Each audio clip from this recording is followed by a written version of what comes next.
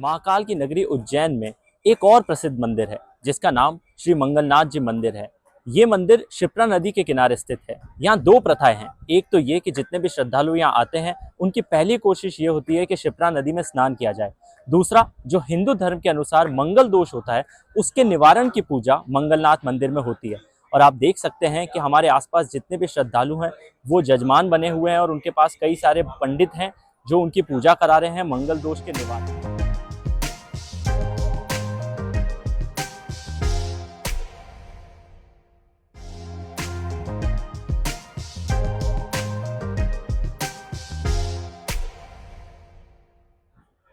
तो ये वो क्षिप्रा नदी का किनारा है जिसके पास सारे श्रद्धालु आते हैं और स्नान करते हैं। उसके बाद ही उनके मंगल दोष के निवारण की पूजा प्रारंभ होती है।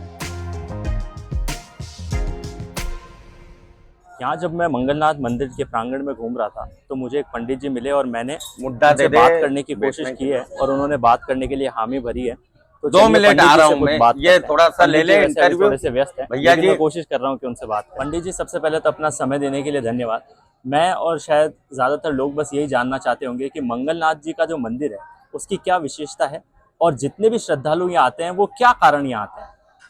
आज यहाँ पर जो भी श्रद्धालुगण आते हैं साहब, स्कंद पुराण में महामंगलनाथ जी का वर्णन दे रखा है।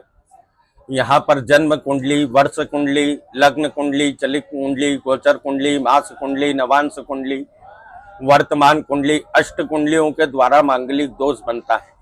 जन्म कुंडली में प्रथम, चतुर्थ, सप्तम, अष्टम, द्वादश स्थान में बैठने से मांगलिक दोष बनता है। स्कंद पुराण में कहा गया है कि मंगलनाथ का जो है स्वरूप क्रोधीला है, गुस्सेला स्वरूप है। उनको ठंडा करने के लिए चावल का भात चढ़ाया जाता है।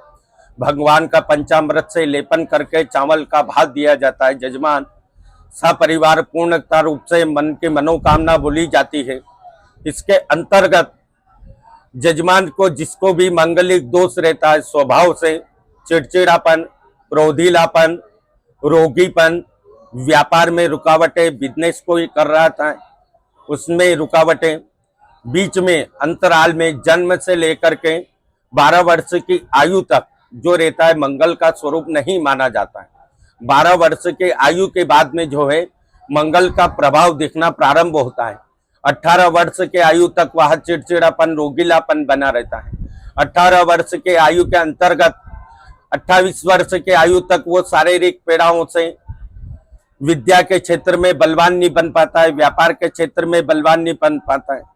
फिर 28 वर्ष के आयु के अंतर्गत के बाद में विवाह में रुकावटें आना, माता पिताओं पे चिढ़ना, गुस्सेलापन, क्रोधीलापन, यह दिखाया जाता है। यह मंगलनाथ की विशेषता है।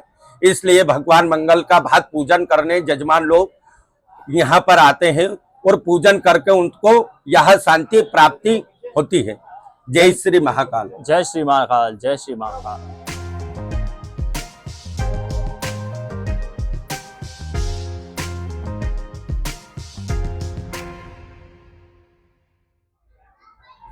उज्जैन में यदि आप आते हैं तो माँ काल के दर्शन से पहले उनके सेनापति यानी कि काल भैरव के दर्शन करना अनिवार्य है, क्योंकि ऐसा माना जाता है कि यदि आपने काल भैरव मंदिर के दर्शन नहीं किए हैं तो आपकी जो माँ काल की परिक्रमा है वो पूरी नहीं मानी जाती। तो यदि आप उज्जैन आ रहे हैं तो पहले कृपया करके काल भैरव के दर्शन कीजिए, उसके बाद महाकाल उज्जैन जाइए। फिलहाल आपको कराते हैं काल भैरव के दर्शन।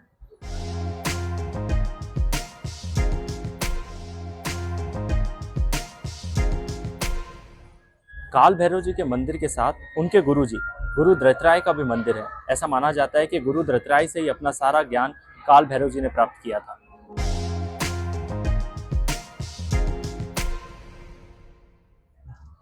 प्राचीन काल से ये मान्यता रही है कि भैरव जी महाराज के हमेशा तेल के पीपे चढ़ा करते हैं और जितने भी श्रद्धालु आते हैं वो तेल के साथ साथ कुछ सिक्के भी भैरव जी महाराज के चढ़ाते हैं। आइए वो दृश्य भी आपको दिखाता हूँ।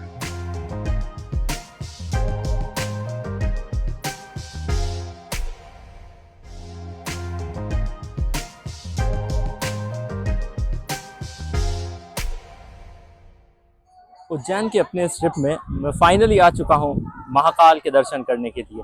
तो आपको भी दिखाऊंगा महाकाल का ये मंदिर। कुछ समय पहले मैंने आपको दिखाया था यहाँ के सेनापति यानी कि भैरवनाथ जी का मंदिर, और अब वक्त है यहाँ के राजा से मिलने का। यानी कि महाकाल के दर्शन करने का। महाकाल के मंदिर में जैसे ही हम प्रवेश करेंगे, यहाँ बहुत सारी प्यारी प्यारी खूबसूरत सी बड़ी बड़ी मूर्तियाँ बनी हुई हैं, जिनमें से कुछ मैं आपको दिखाता हूँ।